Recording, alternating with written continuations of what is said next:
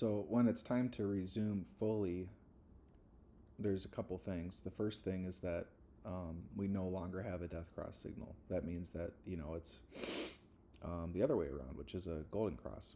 So we're gonna see that the death cross has resumed to normal via the moving averages stacking back up and the 21 day becoming on top of the 200 day, but then also that however long the economy was under stress for, the duration of that period,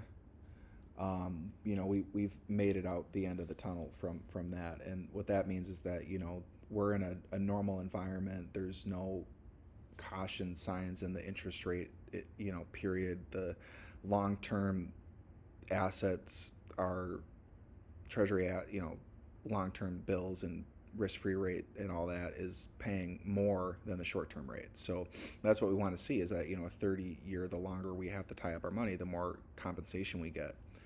And in the short term, when we receive more return for less time, that's a problem, and that means that we're too uncertain about the market conditions to give our money to any long-term assets, and we can only do that in the short term.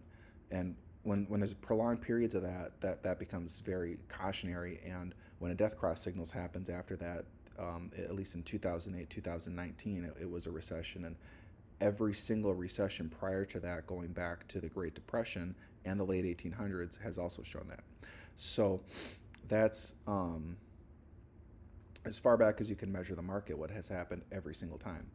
And two other periods that are notable are 2022, where the market sold off and there was no period of interest rate inversion. And so I've put together a lot of material and come up with a way to tell like when we should tactically de-invest and when we should go fully defensive and then slowly start to get back in and fully resume.